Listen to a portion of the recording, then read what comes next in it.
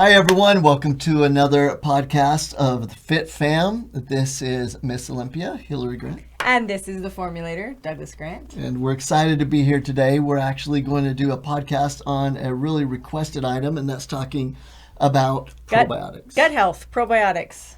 It's exciting. Friendly flora. Fermented foods. Microbiome. Okay, stop. Healthy bacteria. And we're kind of play with that, but the truth is there's a lot of words to explain the friendly flora in the body, like probiotics, like the microbiome, healthy bacteria. And so as you hear people talk about any of those things, they're talking about the same thing. Yeah. Right? And so when we're going to refer a lot to probiotics or flora, and they basically are these little friendly, healthy bacteria that reside in the gut, and they're good for you bacteria. There's good for you bacteria. That's the friendly flora, and there's the bad for you bacteria called pathogenic bacteria, and that's the bad stuff that causes us to get sick. But the good bacteria does a lot of cool things. It does do a lot of cool things. But first, so probiotic is for life. That's what probiotic means. So I just wanted to throw that out there. Yeah. Absolutely, because it promotes so many things in life. Absolutely. Right? And we're going to be talking about the opposite of that here too, antibiotics, and see that relationship in that. So probiotics. So that's what they are. They're friendly, healthy bacteria. But what are some of the things they do? They're great for mood. They help with digestion. Yeah. Digestion of like what we call substrates. So once a food's digested down, it helps finish it and get it into the bloodstream, which is critical for our health. Critical. Your immune system? Absolutely. Some of them make vitamins. A lot of people don't realize that. They make some of the B vitamins in the body. Super cool. And they make enzymes. Very cool. And one of the big ones, it determines your cravings. Ooh, that's a biggie. That's a biggie. And that's one of the new ones. We'll be talking about that study that determined that. So basically, everything that has to do with your health stems from the gut. So we're talking about gut filling and all these things that you always hear about. There's a lot of truth to that, and some research has actually proven it lately. So we wanted to start off with, what are they?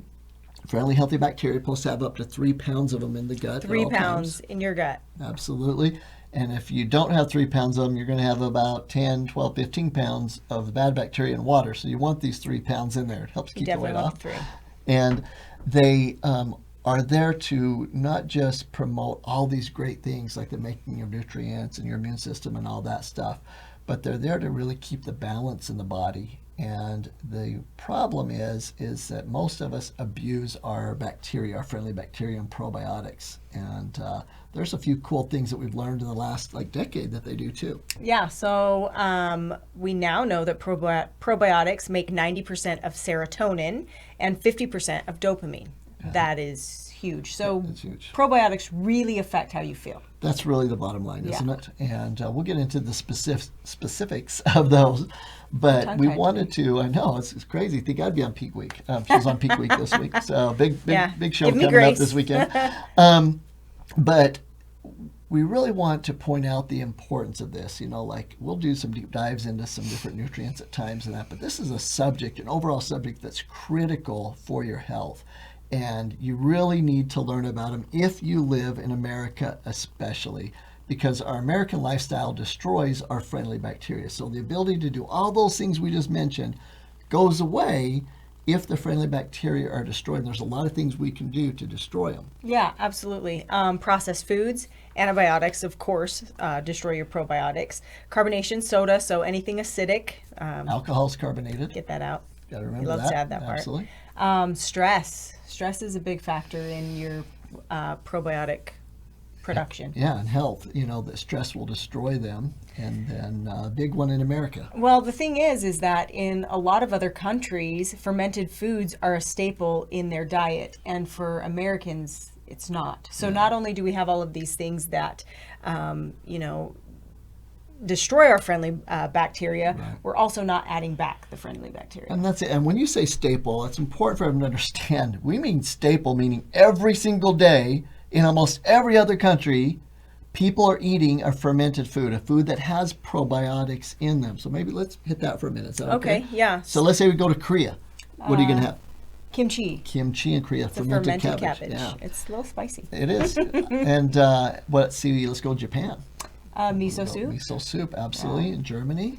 Sauerkraut. Sauerkraut's one of my favorites. Absolutely. So basically, every country you go to, they're going to have some staple of a diet. You're going to get fed it. We've been to Korea a few times, and every meal they give us kimchi, right? Yeah. Because they understand the importance of having these probiotics, these friendly bacteria, because they understand everything they do. Right. The vitamins, the minerals, the enzymes, the immune system, all this stuff is based on it. And in America, we don't eat the fermented foods, and we do all this crazy stuff to destroy them. Well, and there's a few other foods that you can get your probiotics from, and we want to talk about those other fermented foods like sour plain yogurt. It's a good one. And kombucha, which is a big one as of late. Absolutely. And so at the end, we're going to actually kind of bring things together and go over some of these things that we'd like you to add to your diet every day, fermented foods, along with supplementing probiotics, especially in America. But to understand how important this is to us, let's kind of take a step back. Okay. A little while back in time, and back in the 90s.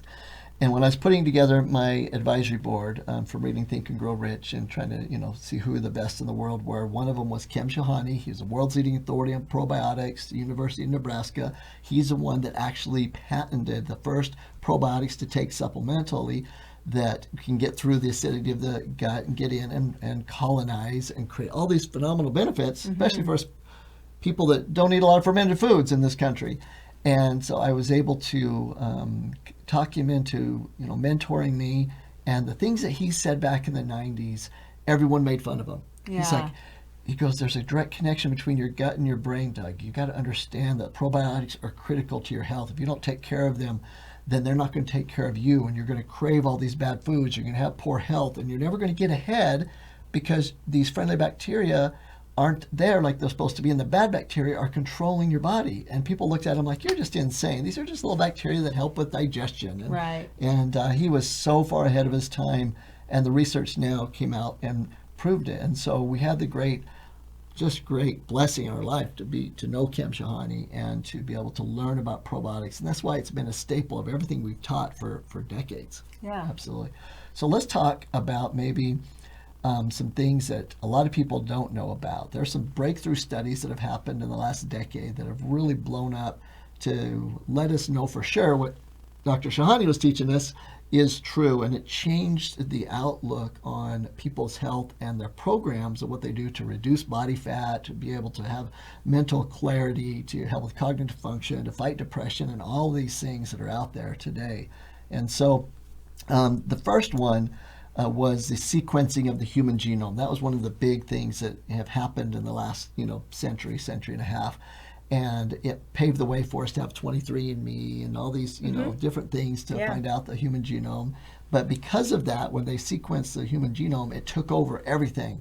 People are like, oh, my DNA and history. It almost gave a, not an out, but it almost gave no, it's part of my DNA. It's who I am. Oh, yeah. Like I'm obese because it's part of my DNA, or I have heart disease, and so why try? Yeah, cholesterol runs in my family. Nothing I can do about it. Absolutely. But then we learned that after that kind of wave of everyone thinking it was everything, that really genetics are great and we should know them. Absolutely. But epigenetics are more important. Yeah, your environment, your habits that you create, those are really what influence your destiny, not your DNA. Absolutely. And you did the DNA test. I did, and it was actually really eye-opening. It was kind of cool. I do come from, my dad's side has a lot of obesity. And part of my DNA, as I'm reading through it, my DNA says that I'm supposed to be obese, or that you had that gene. Had the gene not supposed to be. But the environment and the lifestyle has created what you've wanted. Right. From genetically maybe being obese to 3-time Miss Olympia, that's a big difference. And so what we've learned is just that your epigenetics, your environment, and who you're around and what you do and those habits are more important than your genetics. So that was kind of cool. Really cool. But that really, like I mentioned, kind of overshadowed a couple of the other things that we learned. And one of them was that the knowledge of really how much of our body is human and how much of it is bacteria. Oh, yeah, for sure. In college, we were taught that 10% of our body is bacteria, 90% is human flesh and tissue and all that. But during this time, we learned that wasn't true. 50% is bacteria. Crazy. So you're only half human. right? And it's important. That's absolute, truth based on the science that we've learned. And when they did the sequencing, they also, the third factor that we learned is they actually did the profiling of the microbiome in the gut at the same time we were doing the DNA sequencing. And we learned that, oh my gosh, we were wrong. 50% of our body is bacteria. And that kind of lends to what Dr. Shahadi taught us, right? Is that like, you got to understand you have this symbiotic relationship. You're only half human. And you have to know that that bacteria is friendly, that what it's doing, how you're feeding it, how you're treating it, because that's how it's going to treat you. Yeah, that's big. We're going to talk about that pretty quickly, as how you feed your bacteria is kind of determines how you're going to feel and what you're going to crave, right? Absolutely. And so you mentioned at first about probiotic, meaning for life, pros, probiotics, life, and antibiotic, which against life, against biotic life. So we are not saying you should never take an antibiotic, but it is against life. It destroys all life. And we just, if those of you that maybe for the first time learned that we have good bacteria, it destroys that also. And so antibiotics, you got to be careful with those. And the research, even from the CDC, says that the majority of the time people take antibiotics when they don't need to. Yeah, on that same topic, I know people who have antibiotics on standby. They've talked to their doctor and their kids are, predisposed to different things, and so they just always have an antibiotic ready to go. That's not always the best route to go. There's definitely situations where antibiotics are necessary. But I know Doug used to say, and probably still says, the only thing worse than starting an antibiotic is not finishing an antibiotic. Absolutely. And we train thousands of doctors every year, and that's one thing that we really go over with them is, look, if your patient's going to be an antibiotic, if it's that last resort that hopefully you're waiting to get to before you recommend it or prescribe it, then make sure that they understand they need to finish it, because if they don't, they're creating super germs. So think about it. You take this antibiotic in your body, and it's killing all the bad bacteria, the weak ones first, and then you're feeling better, and all of a sudden you quit. Yeah. So, no, I'm feeling better. I only went through half my antibiotic. That's so good. And that's the bad, because now what's happened is the stronger bacteria that didn't die now become even stronger because they're able to absorb a little bit of the antibiotic and actually become immune to it, and you create the super germs. There you go. And I saw a study the other day. It was crazy. It said that the antibiotic strength that's given now to a typical person going in for a problem, they need an antibiotic, that the strength now is the strength of the antibiotics that we used to only give to elephants. Yeah, wild. Crazy. And it's the super germs. So again, the antibiotic really means against life. And usually if you're needing to fight a bad bacteria, then that's why you have friendly bacteria to go in. So the first place you should go is to add back more probiotics, more friendly bacteria, cut the things out of the diet that's destroying them. And a lot of times your body will respond without having to have the antibiotic. And that's really the key, is to know when it's time maybe that you need to go that route. Yeah, and Doug and I have, he's been kind of my mentor forever, and I've heard him say this many, many times, that you have all of these parking spaces within your gut, right? And just think of these empty parking spaces, and they're going to be filled with something, and they're either going to be filled with good, healthy bacteria, or they're going to be filled with pathogenic bacteria. And so keep in mind that as you're taking your antibiotics, it's important to take probiotics as well to try to keep those parking places filled up, or as those other ones die, to refill them with the probiotics. Yeah, that's a good point. And, in the 90s and 2000s, even up to about 2010, we thought that you shouldn't take probiotics when you're on an antibiotic. Just wait till you're done with the antibiotic. And what we've learned is that if you can take in patented probiotics, once, like Dr. Shahani says, specific form acidophilus and these things, that you can actually help by taking it while you're on the antibiotic, but then for sure after you're done with the antibiotic, take a lot for a few weeks so that you can replenish. Almost double time it. Yep, double time it so you can replenish that bacteria. And that's one of the most important things that you can do. And I refer many times to a gentleman that was a doctor that came over from the Philippines, that at a conference I was speaking at, that stood up and said, hey, we were taught to always give probiotics first and then give probiotics when they're on an antibiotic. And here in America, we don't do it. And I've been an idiot because women are getting rid of all the parking places, the bacteria, and before they replenish the friendly bacteria, they're getting yeast infections. And it's just because they're not replenishing the friendly bacteria. So take the friendly bacteria, the probiotics, while you're on the antibiotic if you have to take one, and especially after, and that will eliminate the whole yeast infection thing. Yeah. So I think that a lot of people know a little bit about probiotics, at least from that standpoint, but let's go to the new research that a lot of people might not be familiar with in Cravings. Yeah. So it's not your fault. I mean, it's kind of your fault. No, it's not your fault. So here's the deal. If you grew up eating lots of sugary foods, and that's what your bacteria have fed on over the years, these sugary processed, that's what they grew up on. Well, that's what they crave, which means that's what you crave. So there's so many people that, right, we start a nutrition plan, or we're like, okay, this is it. Lifestyle is changing. I'm going to commit to this. And 3 or 4 days later, we go back to the old habits. Oh, I just have no willpower. No, it's not that you don't have willpower. It's that your gut bacteria are craving the bad guys. Yeah, they're craving what they were raised on. And that's really the key. And so the secret, and one of the things that I actually didn't talk about much in my first 3 years in the NBA was this secret, because I love the fact that the other teams would send the players to me to help them lose body fat for the players that were having a hard time. And I kept this kind of as a little secret weapon, and it was made sure to go in, and when people are starting to change their eating habits, add a whole bunch of the probiotics in and get rid of the probiotics that they have and replace them with new ones, and raise those new bacteria on the healthier food. So as you start to eat healthy, if you have new bacteria there, they're being raised on the healthy foods. Thus, you're not craving the bad foods, and that's the number one reason people fail their diets. They jump into their cravings. Well, and you usually hear from people, if they've made it so far, typically about that 21-day mark. But if they've made it so far, they're like, you know what? It's strange. I'm craving more healthy food. I want the good stuff. Well, there's a reason.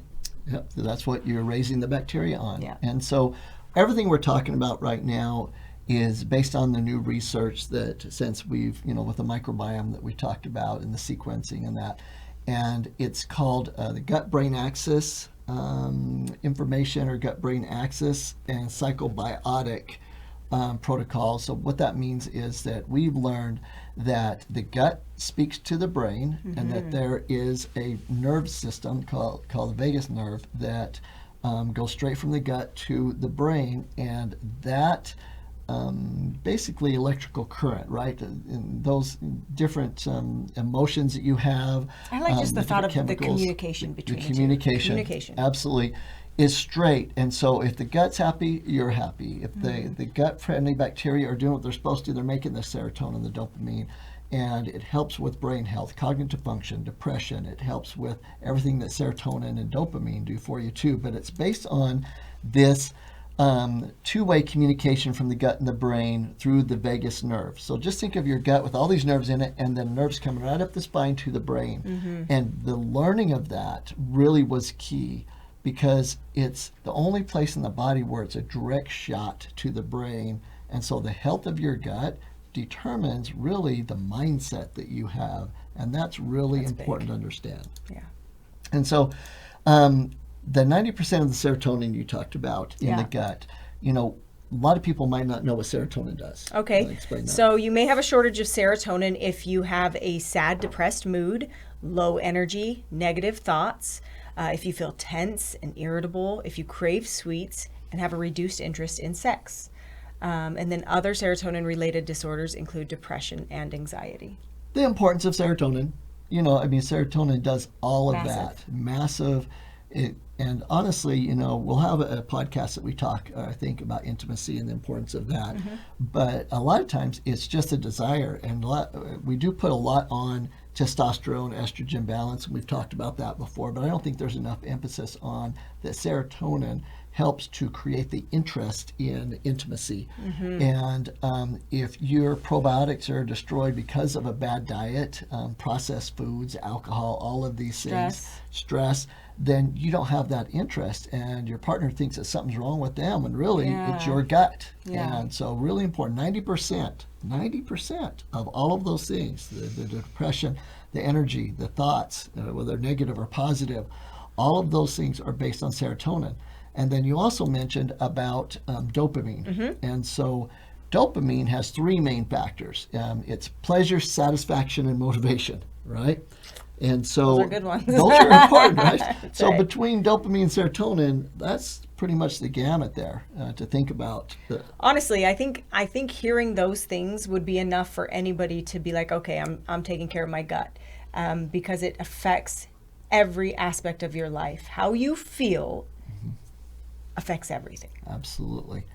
And, pleasure in life, satisfaction in life, motivation in life, those emotions coupled with their serotonin effects of, if just whether you're depressed or not, a positive mindset, all of those things, those are two really, really important, powerful chemicals that mainly come from the gut. And so you're right, that should be enough. You're like, okay, what do I need to do? Yeah. Cut the things out that are ruining my probiotics and destroying them, and add back in more of the things that help it. And I think it's a really good eye-opening thing for us as adults and as parents to really understand sometimes the moods of our children, and how healthy are our children's guts, and what are they craving and why, and kind of get to the bottom of that as well. Absolutely. That's a really good point. Yeah. And there's some great research showing that the gut microbiome and the development of that at birth and how fast it's developed determines a lot of how fast a child learns about their not just their cravings, but their allergies to food, things like that, dairy, different things like that. And understanding that as a baby's born, it just doesn't have these friendly bacteria in it, and it comes and it's like the heart's there and the lungs are there. No, you have this empty slate, and it has to be developed. And that's why they've done the research with mothers that have normal birth, baby's vaginal birth, and the bacteria levels are better, and they actually grow faster in the gut because of coming through that and having to deal with some bacteria, and actually benefits versus a C-section where their immune system's lower, and they've determined it has to do with the bacteria, that you need some of that bacteria to be able to stimulate the baby to really have probiotics.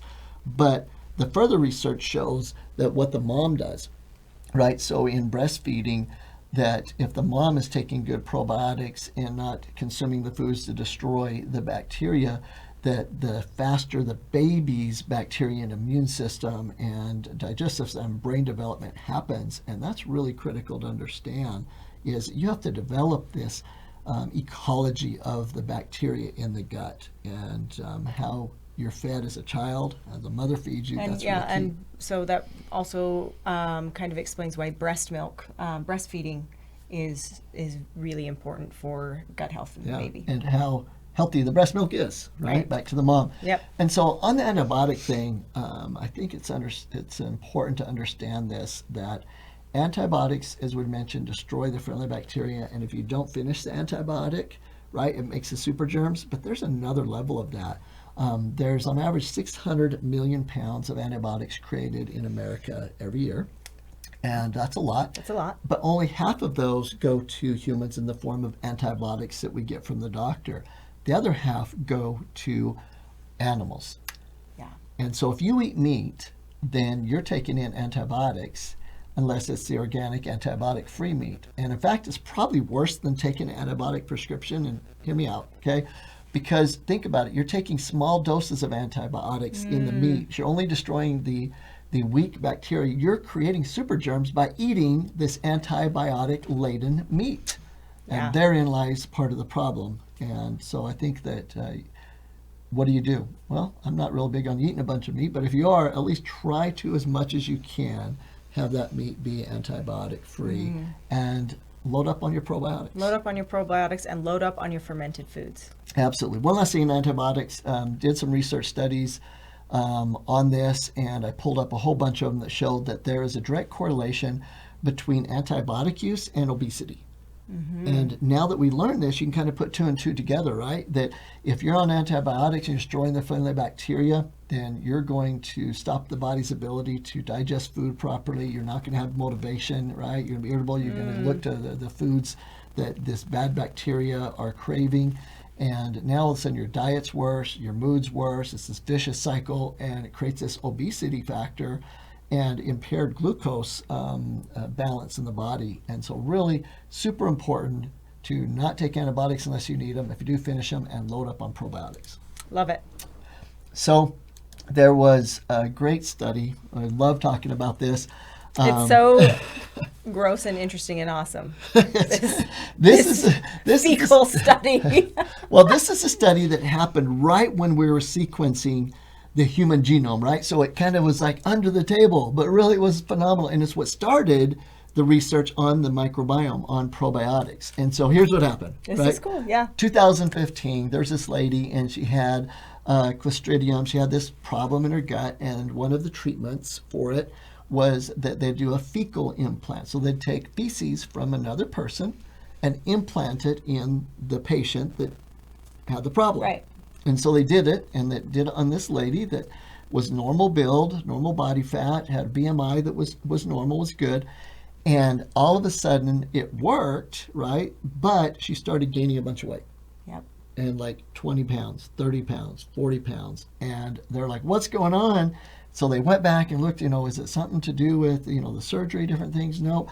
And then they looked at the donor. Right. The donor, the fecal transplant donor, was obese. Yeah. And they were like, no way, that's impossible. Yeah. Even the concept of that seems so improbable. Yeah. It just doesn't even seem like it could possibly be related. But there was so much, also hype about it, but people like asking, they're like, well, let's find out. Yeah. So they took feces from a thin lady and then again put it in the lady that gained all the weight, right? So you have the lady that got the fecal transplant from obese woman and became obese. And then they took the feces with probiotics in it. That's what we're talking about, because the feces will have the bacteria, and put it in the lady that was now obese, and she lost all her weight. And so what did we learn? We learned that the friendly bacteria, like we talked about, determine your cravings. And that's what started this whole group of studies. There were studies over the next 8 years. It seemed like every month it was the coolest thing about probiotics and learning, oh my gosh, they have so much more of an impact on our health than we realized. And then they did this one other cool study with 154 twins. I mean, that was kind of tough to find 154 twins, right? Twins. And then the ones that would decide to do this. Right. And what they did is they found that the ones that keep their probiotic levels high, watch their diet from the foods that, destroy the friendly bacteria, that they actually were able to maintain a lower weight, a lot less body fat than the group that had a higher level of the pathogenic bacteria. In other words, just the normal typical American diet. And it wasn't a calorie related thing, it was a bacteria thing. Mm-hmm. More friendly bacteria, less body fat, better health, better mindset, happier than the group that allowed their friendly bacteria to be destroyed just because of the typical American diet. If you do what the media tells you, if you do what the processed food companies tell you that are owned by the tobacco companies, the pharmaceutical companies, you're not going to have a healthy gut, and they're going to control the fact of what you eat, and it's going to be this craving and buy more and live this zombie-like lifestyle. And I know I'm going down a rabbit hole, but dadgummit, it's super important to understand the importance of probiotics. It is. Let's move on. Okay. Okay. I can't stay on that. All right. So let's talk for a minute just about the fact that there are many types of friendly bacteria and probiotics. And we're doing a little deeper dive tonight, but I think it's important. Sure. And so, because you're like, well, tell us, do I look on a label for, like probiotics or flora? Yes. But there are different types of probiotics. And the best way to explain it is there's a lot of families or species of probiotics. Because remember when we were starting off saying that some bacteria, friendly bacteria, probiotics, make B vitamins. Some of them make the enzyme lactase. Some of them make immunity, helping the immunity white blood cells to fight, off infection and those things, help with the brain, serotonin, dopamine. Well, it's not each bacteria does that. There's different families or species of bacteria. So let's name some of them. Yeah, so some I think that everybody's pretty familiar with are like Lactobacillus acidophilus. That's probably the most popular. That's pretty common. Yeah. Bulgaricus is pretty common. Plantarum. Yeah. right? Yep, and bifidums, so Bifidobacterium lactis and Bifidobacterium bifidum or impetus, they're the bacteria that really start at first in the gut. And each one's different, right? So like Thermophilus makes a lactase. Acidophilus is the one that's more of the immune system species and so on. So when we're talking about like all the parking places, basically all of these different kinds and species of bacteria live in all different parts of your gut. Yeah, and that's one thing that Dr. Shahani brought to the table, was way ahead of his time. He's like, hey, guys, listen, the Acidophilus reside in this part of the gut, and they're your immune system, right? Thermophilus is over here. They're making the lactase, so you're not lactose intolerant. And here's the ones that help with serotonin. And we were able to put together these probiotics that have the right species, the right families, in the right amounts to populate the entire gut. Mm-hmm. But we still don't do it as well as foods do. We just do the best we can. And yes, there's patents and there's things we can do for probiotics. It's just in America, we need supplements because we don't eat enough fermented foods. Right. And it's good to know that the research is there, the patents are there to show that if you take the right probiotics, they get past the gut, the acidity, and actually colonize. So that's kind of what I wanted to touch on really quickly, is about the colonization. Mm-hmm. So we're talking about how important it is to consume fermented foods. Mm-hmm. What about the foods that help to, feed your healthy probiotic? And that's a great question. And you'll hear sometimes about things called prebiotics, and that's what Hilary's talking about right now. And prebiotics are basically the foods that the probiotics eat to be able to be healthy and to be alive and actually help make it through the gut. Dr. Shahani always said, we've got to give a sack lunch to the probiotics as we're putting them in the body, so I have something to eat, right? We got to have to eat. And what they eat is this big long word. It's called fructooligosaccharides, FOS, but the bottom line, it's this type of a carbohydrate that's in things like Jerusalem artichoke and cruciferous vegetables and things like that. So we add some of these with the probiotics to be able to help them grow in the gut. And that's important to understand, is we got to create that ecology, that environment for them to live in and thrive, because one bacteria becomes 1 million in 7 hours if it has the right environment. Got it. So we can really build our bacteria up really good, and if we just don't keep killing them, we're going to be in good shape. But usually we do things that destroy them. But prebiotics are basically food for the probiotics. Okay. Yep. So let's get to the nitty-gritty. Let's do it. What we've learned is that if you can make a lifestyle change you always hear us talk about 21 days, and work on building your probiotics, you can create new habits that can last a lifetime. And remember, the majority of people that fail at new habits when it comes to weight loss or eating healthy fail because of craving. So we got to focus on the cravings, and that's where the probiotics come in. Yeah, so your tongue has 2,000 to 8,000 taste buds on it, and those taste buds live 7,500. I counted. Oh, yeah, don't. They live 10 days. So if we can get through 2 sets of those taste buds plus a day, then we can start craving new foods. Yeah, I mean, basically think about it. Do you crave foods from Bangladesh? Probably not, because you don't have those foods in your repertoire, in your taste buds. So let's say sodas. You go off sodas and you go through 1 set of taste buds. You go 2 sets of taste buds in that magic 21st day. You really can't crave from that chemical being in the body craving for sodas anymore. And the only thing that's going to be craving them is those bacteria. So if you change the bacteria, you've gone through the taste buds, and then all of a sudden you lose that. The only time you'll ever have cravings for bad food, if you can make it through to 21 days without and you have your healthy bacteria. And you have your healthy bacteria, is memories. Yeah, right? Emotional. Yeah. And if that's all that you have, you can get over that, right? So I have this emotional connection I've mentioned probably many times, to like Pepsi, because my mom. Well, you can get over it, but not only can you get over it, you can also choose times when you will partake. Bingo. Right. And so it doesn't control you. You control it. Exactly. And that's the things. We love treat foods. We love this weekend, Hilary's going to compete, and it's going to be phenomenal. But then after the competition, she has foods she's going to eat, but she's controlling that. But I will tell you something. Before I start eating all those yummy foods, I will for sure consume some healthy fermented foods. And I'm going to do that because I have found that when I consume fermented foods first, I feel better when I consume some other things. Even my healthy meals, I feel best if I consume fermented foods first. So typically, I like to do some kombucha, or lately it's been sauerkraut. Right, I've absolutely. really been craving, Or take your probiotics. Or take your probiotics. Both. Yep, Right. exactly. So, little commercial. Here's the deal. Here's the commercial that is a do-it-yourself commercial, meaning you don't get anything from us. I want it like a jingle when we do the Should commercial. we have a bell. We need to have a bell. Okay, Ding, ding, ding. there we go. So here it is. You need to commit to 21 days with a lifestyle change so that you can get your gut under control. And a couple ways. One is do it yourself. That means just eat more fermented foods. Okay, so the list again is kimchi. That can be kind of a hard one. Sauerkraut. If you like pickles, I feel like you'll like sauerkraut. Kombucha.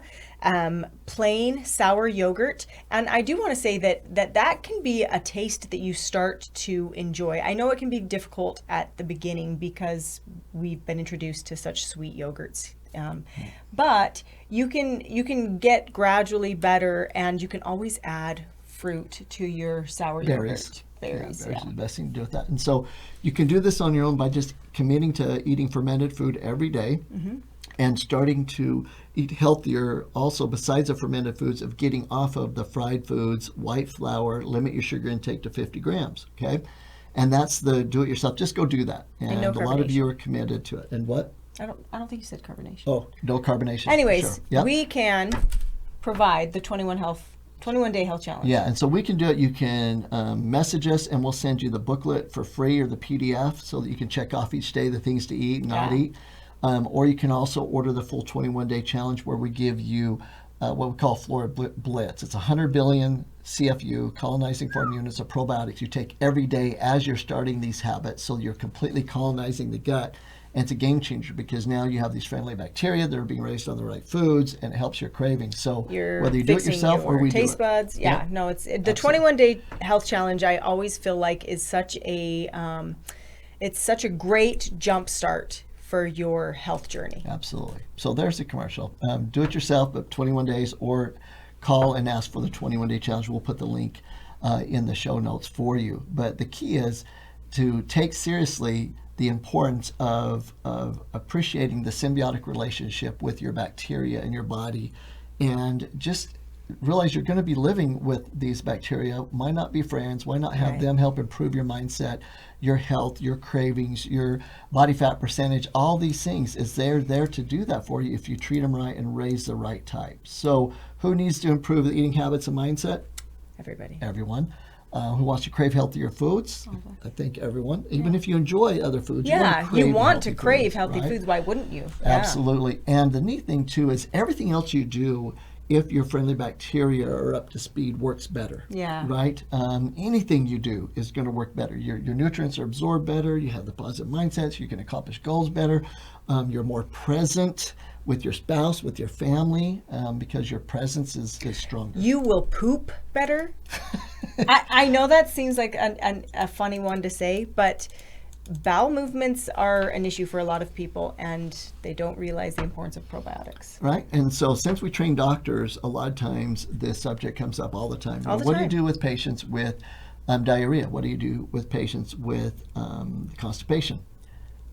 Same answer, probiotics. Probiotics don't make it so that you go to the bathroom more than you're supposed to and get diarrhea, and they don't make it you're constipated. They balance you. So whether you're constipated or have diarrhea, if your ecology is right in your gut, then guess what? You're going to have normal bowel movements. You're going to be healthier. So probiotics are the answer. And the World Health Organization would call Dr. Shahani into these tribes when they had severe diarrhea, severe constipation, and he always did the same thing, put them on the probiotics. Yeah, I love it so much. So 50% of your body's bacteria. 50% is bacteria. Reprogram it to control cravings. Eat more fermented foods. Take the right probiotics. Yeah, so if you do take a probiotic, make sure it's a stabilized probiotic, has a patent with it. Super important. Super important. Create a positive mindset. Stick with your weight loss goals by focusing on your friendly bacteria, so that you're not fighting your bacteria when you're trying to make those changes with your lifestyle. Also reduce disease risk. Keep your immune system high with the probiotics. And increase longevity. The quality of your life, not just the length, but the quality for a long time. So you can be more present. Boop, boop. And so hope this helps you. Let us know in the comments if this is the type of thing you want to keep hearing about, where we do a deep dive into one subject of nutrients or any of these things with the fitness acronym. Focused, intense thought, nutrition, exercise, specific supplementation. Thanks for joining us. Until next time, this is Miss Olympia, Hilary. And this is Doug, the Formulator. We'll talk to you later. See ya. Keep chewing.